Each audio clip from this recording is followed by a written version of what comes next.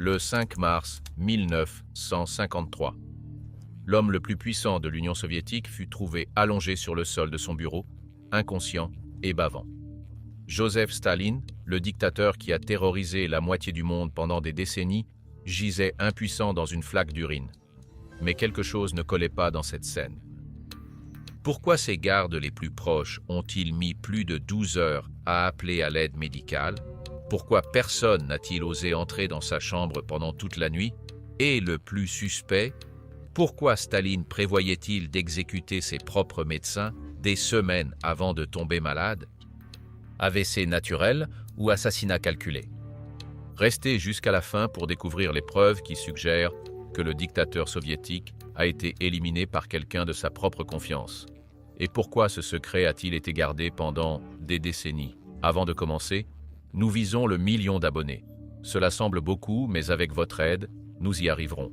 Abonnez-vous maintenant, laissez un like et faites partie de cette histoire. Quels ont été les pas secrets qui ont mené Staline au trône du pouvoir? Joseph Staline, dont le vrai nom était Iosif Vissarionovitch Djougashvili, est né le 18 décembre 1878 dans la petite ville de Gori, en Géorgie, qui faisait alors partie de l'Empire russe.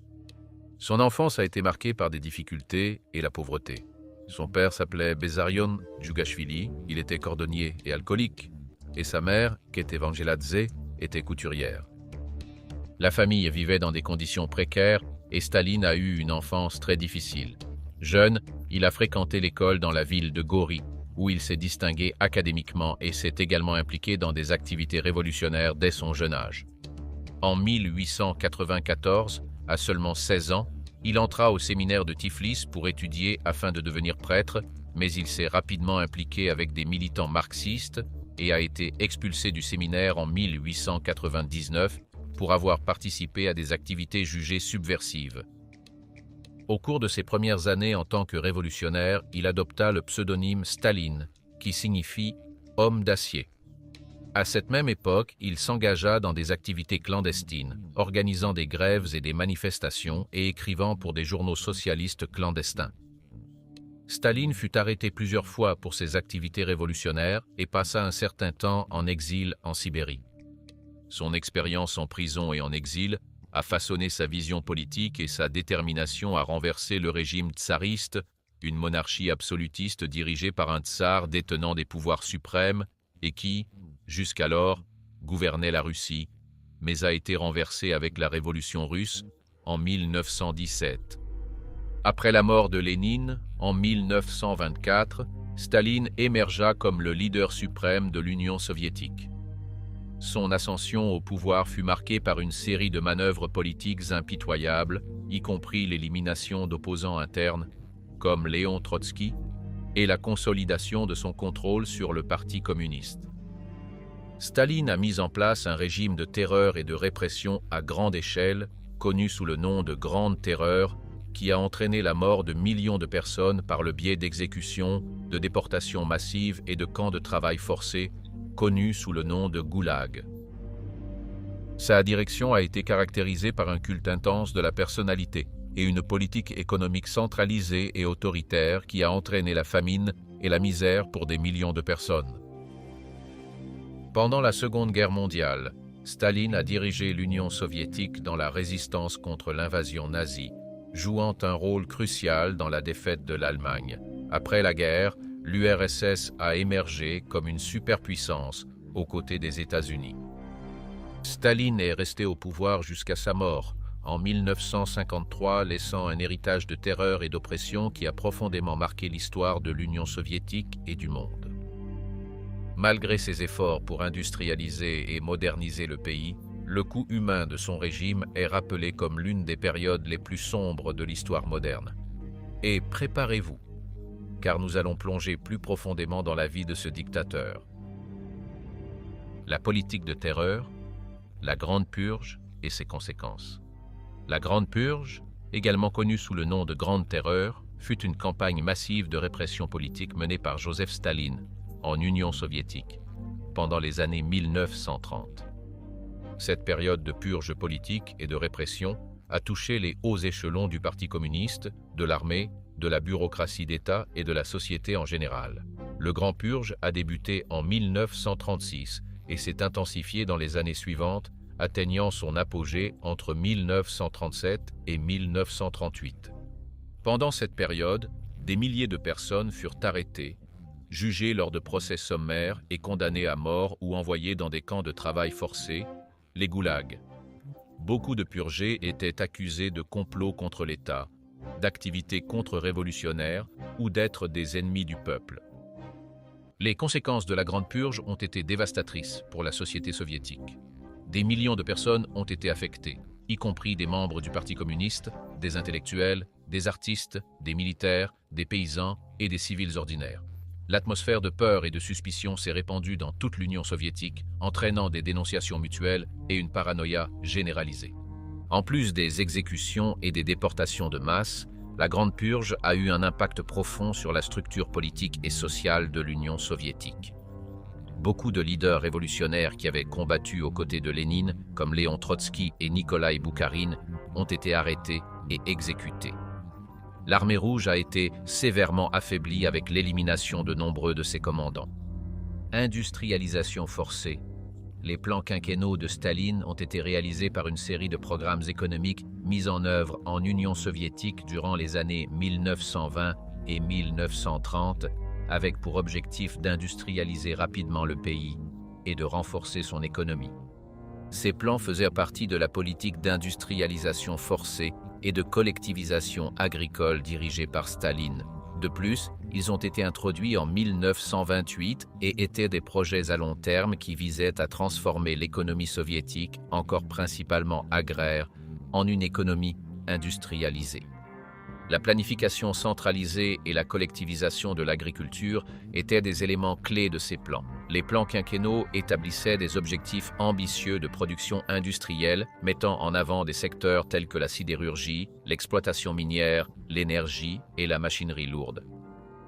Les objectifs de production étaient fréquemment exagérés et souvent irréalistes, ce qui entraînait une pression extrême sur les travailleurs et une allocation inefficace des ressources.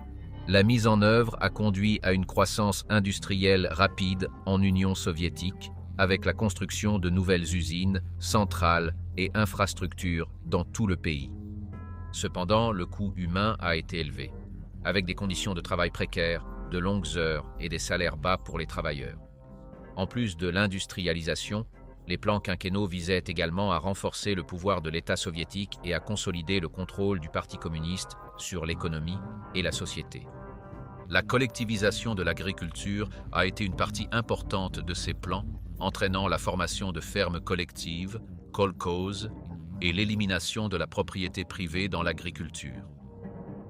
Dans l'ensemble, les plans quinquennaux de Staline ont eu un impact significatif sur la transformation de l'Union soviétique en une puissance industrielle, mais ont également entraîné de graves conséquences sociales, économiques et politiques. Le rythme rapide de l'industrialisation et de la collectivisation a conduit à des famines, à la répression politique et à des souffrances généralisées parmi la population, marquant l'une des périodes les plus sombres de l'histoire soviétique, les coulisses cachées de la participation de Staline à la Seconde Guerre mondiale. La participation de Joseph Staline à la Seconde Guerre mondiale a été cruciale et a joué un rôle significatif dans la défaite de l'Allemagne nazie. Staline a dirigé l'Union soviétique pendant la période de guerre et a été responsable de commander les forces soviétiques contre l'invasion allemande. Lorsque l'Allemagne nazie a envahi l'Union soviétique en juin 1941, Staline s'est retrouvé face à l'un des plus grands défis de son leadership. L'invasion allemande a pris l'armée soviétique par surprise, entraînant de lourdes pertes et des avancées rapides des forces d'Hitler en territoire soviétique. Cependant, Staline a réussi à organiser la résistance et à mobiliser les ressources du pays pour faire face à l'invasion. Staline a adopté une posture de leadership ferme et implacable pendant la guerre, prenant des décisions stratégiques importantes et maintenant le moral du peuple soviétique élevé. Il a supervisé personnellement les opérations militaires et a joué un rôle actif dans la défense de Moscou et dans d'autres batailles cruciales. La participation de l'Union soviétique à la Seconde Guerre mondiale a été cruciale pour la défaite de l'Allemagne nazie. les forces soviétiques ont réussi à résister aux avancées allemandes, infligeant de lourdes pertes à l'armée de Hitler. La bataille de Stalingrad, menée entre août 1942 et février 1943, a été un tournant décisif dans la guerre où l'armée rouge a obtenu une victoire cruciale sur les forces allemandes. Pendant la guerre, l'Union soviétique a affronté d'énormes défis, y compris la dévastation de vastes régions du pays, la perte de millions de vies et la destruction d'infrastructures vitales. Cependant, la résistance soviétique et le leadership de Staline furent essentiels pour la victoire finale sur l'Allemagne nazie en 1945. Après la Seconde Guerre mondiale, l'Union soviétique émergea comme une superpuissance mondiale aux côtés des États-Unis. Mais le conflit laissa un héritage de destruction et de souffrance qui façonna le cours de l'histoire mondiale au XXe siècle. Découvrez les mystères de Staline et le début de la guerre froide. Joseph Staline a joué un rôle significatif au début de la guerre froide, la période de tensions politiques et militaires entre les puissances victorieuses de la Seconde Guerre mondiale, en particulier les États-Unis et l'Union soviétique. La guerre froide a été caractérisée par une rivalité idéologique, économique et militaire entre le bloc capitaliste dirigé par les États-Unis et le bloc communiste dirigé par l'URSS. Après la fin de la Seconde Guerre mondiale, les relations entre les États-Unis et l'Union soviétique ont commencé à se détériorer rapidement. Staline, en tant que leader soviétique, avait pour objectif d'étendre l'influence soviétique sur l'Europe de l'Est et d'établir une sphère d'influence communiste dans la région. Staline a mis en œuvre des politiques agressives pour renforcer la présence soviétique en Europe de l'Est, soutenant des régimes communistes et établissant des gouvernements pro-soviétiques dans des pays comme la Pologne, la Hongrie, la Tchécoslovaquie, la Roumanie et la Bulgarie. Ces actions alarmèrent les dirigeants occidentaux qui voyaient l'expansion communiste comme une menace à la stabilité et à la démocratie dans la région. Le discours de Fulton de Winston Churchill en 1946, qui a forgé le terme « rideau de fer » pour décrire la division entre le bloc soviétique et le bloc occidental, a symbolisé le début de la guerre froide. La création de l'Organisation du Traité de l'Atlantique Nord, OTAN, en 1949, et la formation du Pacte de Varsovie, en 1955, furent des événements reflétant la polarisation géopolitique entre les deux blocs. Le Pacte de Varsovie était une alliance militaire entre des pays d'Europe de l'Est dirigés par l'Union soviétique en réponse à l'OTAN. Il a été créé dans le but de renforcer la coopération militaire et défensive entre les pays socialistes de l'Europe de l'Est. Les pays signataires originaux incluaient l'Union soviétique, l'Albanie, la Bulgarie, la Tchécoslovaquie, l'Allemagne de l'Est, la Hongrie, la Pologne et la Roumanie, et, plus tard, la Mongolie et la Yougoslavie sont également devenus membres associés. Le pacte a établi un engagement de défense mutuelle entre les membres où ils se sont engagés à fournir une assistance militaire en cas d'attaque contre l'un d'eux. Dans ce contexte, Staline a adopté une posture de confrontation avec l'Occident, promouvant l'idéologie communiste et soutenant des mouvements révolutionnaires dans le monde entier. La guerre froide a été marquée par une course aux armements, l'espionnage, des crises diplomatiques et des conflits indirects dans plusieurs parties du monde.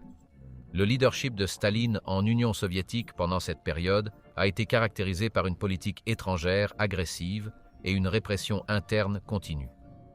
Son rôle dans la consolidation du bloc communiste et dans l'intensification des tensions avec l'Occident a contribué de manière significative au début et à l'intensification de la guerre froide, une période qui a façonné les relations internationales pendant des décennies. Avant que nous continuions, je veux m'assurer que vous êtes toujours avec nous et que vous appréciez notre contenu. Commentez le mot « Je veux plus d'histoire ». C'est rapide et ainsi vous aider à augmenter la portée de notre vidéo tout en ayant la possibilité d'être épinglé dans les commentaires, montrant votre présence. Maintenant, continuons, car nous parlerons des problèmes de santé du leader totalitaire et de sa persécution des médecins juifs. Problèmes de santé et persécution des médecins juifs. Le chef de l'Union soviétique de 1922 jusqu'à sa mort, en 1953, a affronté divers problèmes de santé au cours de sa vie. Il souffrait de problèmes cardiaques, y compris une hypertension artérielle et une artériosclérose qui affectaient sa santé cardiovasculaire.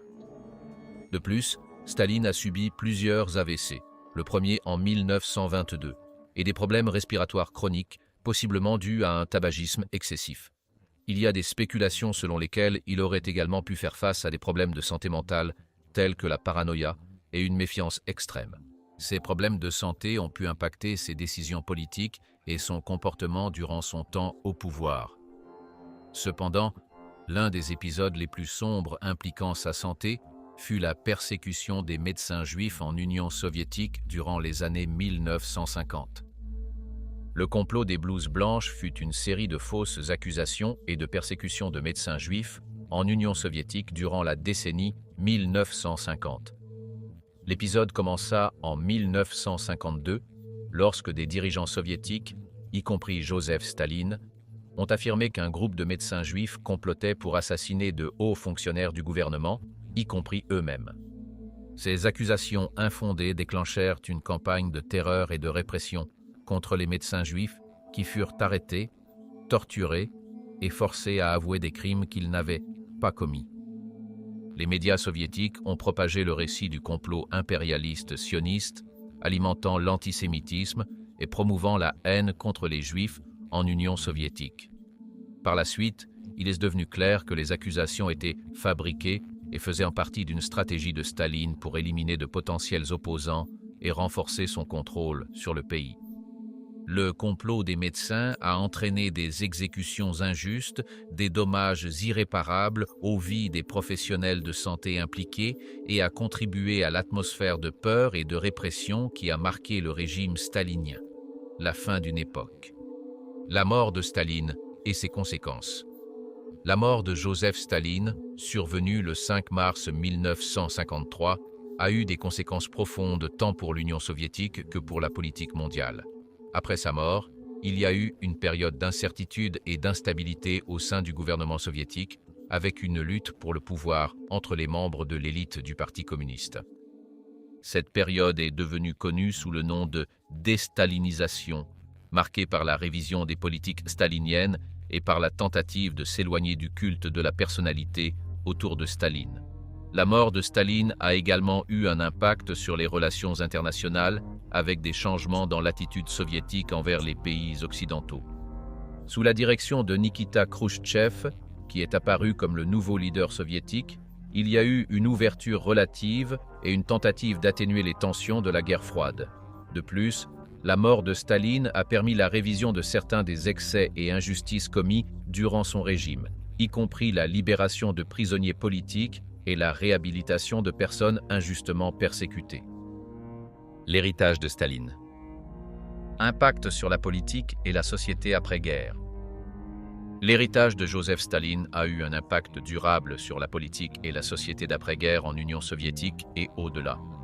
Bien qu'il ait conduit l'Union soviétique à la victoire lors de la Seconde Guerre mondiale, le règne de Staline a été marqué par la répression, terreur et autoritarisme. Sur le plan politique, l'héritage de Staline a façonné la nature du régime soviétique et influencé la manière dont le pouvoir était exercé en Union soviétique pendant des décennies.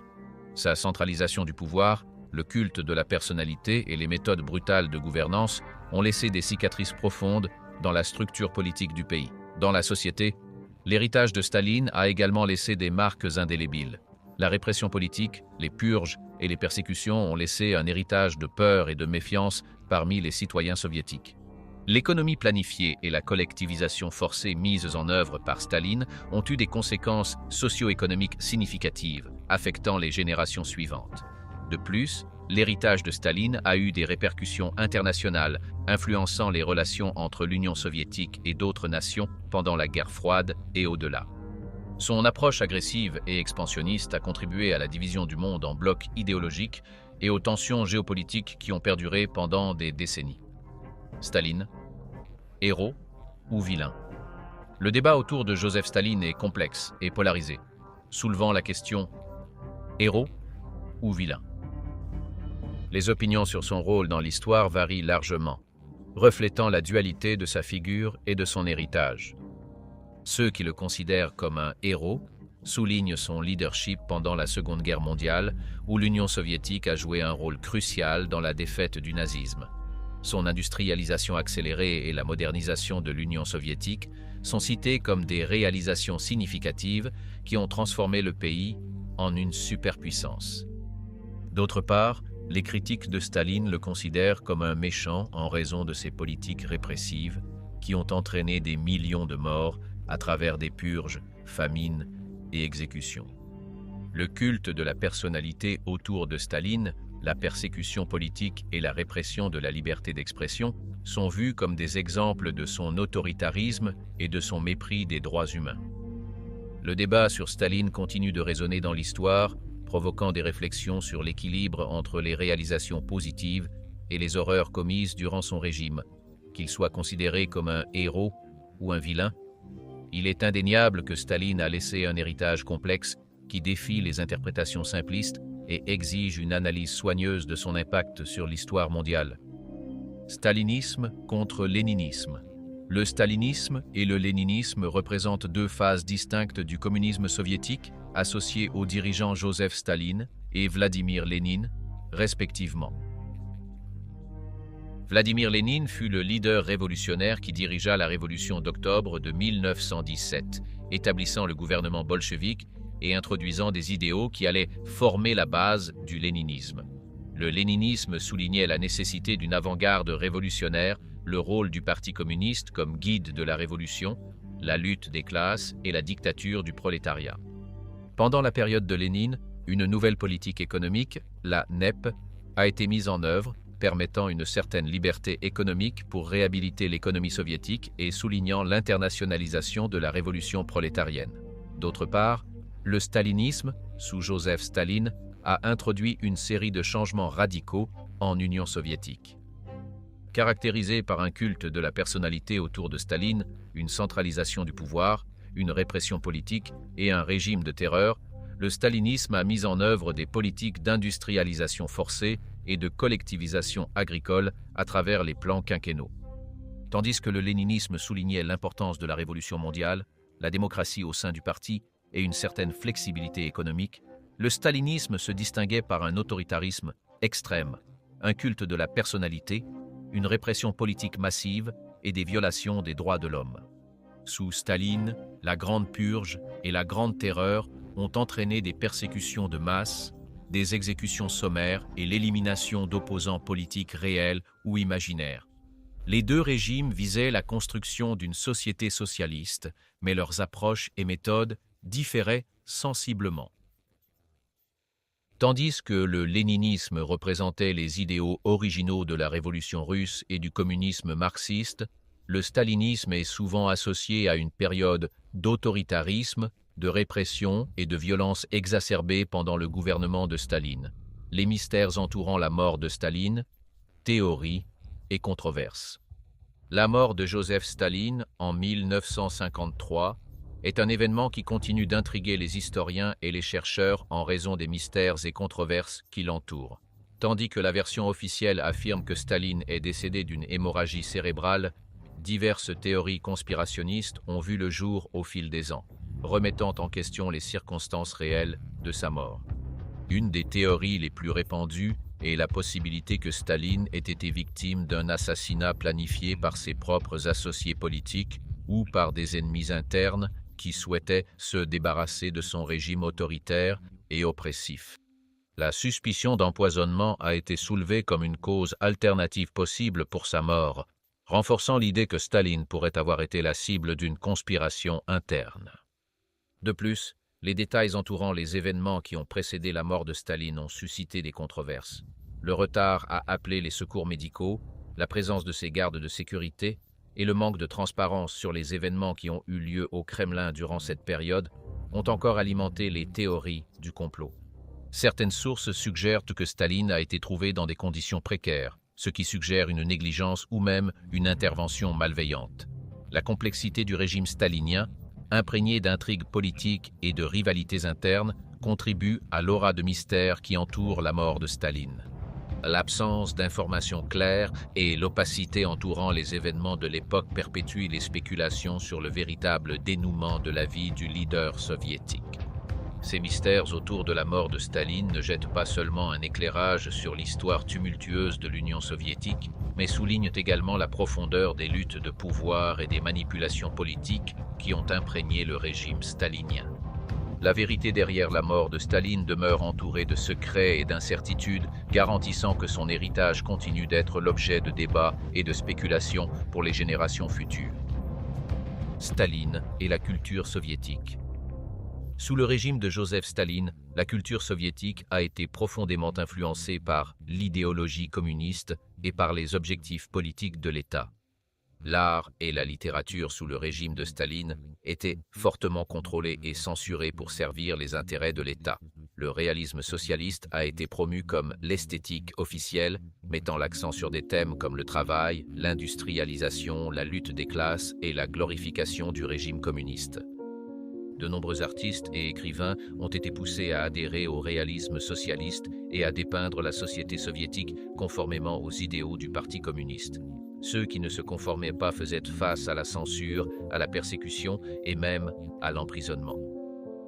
Malgré des restrictions, certains artistes et écrivains ont réussi à produire des œuvres de grande valeur artistique et culturelle, souvent de manière subversive, cherchant à transmettre des messages critiques au régime par le biais de métaphores et de symbolisme. La propagande a joué un rôle fondamental dans la consolidation du pouvoir de Staline et dans la promotion de l'idéologie communiste. Affiches, films, musique et littérature ont été utilisés pour diffuser des messages pro-régime, glorifier Staline et le Parti communiste et mobiliser la population autour des objectifs de l'État. Le culte de la personnalité de Staline a été une caractéristique proéminente de la propagande soviétique, le dépeignant comme un leader infaillible et omnipotent. Les slogans et images de propagande soulignaient son leadership et son importance pour l'Union soviétique. La propagande était également utilisée pour diaboliser les ennemis politiques et idéologiques, les présentant comme des traîtres et des ennemis du peuple soviétique. La propagande de guerre pendant la Seconde Guerre mondiale, par exemple, mettait l'accent sur l'unité nationale et la résistance contre les envahisseurs nazis. L'homme derrière le leader. Explorer l'homme derrière le leader est essentiel pour comprendre la complexité de figures historiques comme Joseph Staline. Sa personnalité et son influence ont façonné non seulement l'Union soviétique, mais ont également laissé un héritage marquant dans l'histoire mondiale. Staline était connu pour sa nature autoritaire, implacable et souvent brutale. Sa habileté politique et stratégique l'a élevé au pouvoir, mais a également entraîné des décennies de répression et de terreur pour le peuple soviétique. Son culte de la personnalité, combiné à sa vision d'un État totalitaire, a laissé des marques profondes dans la société et la politique du XXe siècle. L'influence de Staline s'est étendue au-delà des frontières de l'Union soviétique, impactant le cours de la guerre froide et les relations internationales pendant de nombreuses années. Son approche agressive et déterminée a façonné la géopolitique mondiale et influencé les dynamiques de pouvoir dans le monde entier. En réfléchissant sur l'homme derrière le leader, la question se pose: dans quelle mesure la personnalité et les actions d'un seul individu peuvent-elles façonner le destin d'une nation et influencer le cours de l'histoire? L'histoire de Staline nous rappelle l'importance de comprendre non seulement les événements historiques eux-mêmes, mais aussi les motivations, caractéristiques et impacts des dirigeants qui les ont façonnés. Après tout, combien de l'héritage d'une nation est réellement influencé par la personnalité de ses gouvernants? Dans la vidéo d'aujourd'hui, nous explorons la vie et la mort de Joseph Staline. Sa mort, pleine de controverses et de théories du complot, a soulevé des questions sur un possible empoisonnement. Ses actions autoritaires et ses stratégies géopolitiques ont façonné non seulement l'Union soviétique, mais aussi le paysage mondial de la guerre froide. La discussion sur Staline en tant que héros ou vilain souligne la dualité de sa figure historique. À votre avis, que nous révèlent les mystérieux derniers jours de Staline sur le pouvoir et les secrets des grands leaders mondiaux? Et avec cela, nous arrivons à la fin de la vidéo. N'oubliez pas de laisser votre like ci-dessous et de vous abonner à la chaîne. Cela nous aide à savoir que nous sommes sur la bonne voie. Maintenant, regardez la vidéo qui apparaît sur votre écran de recommandation.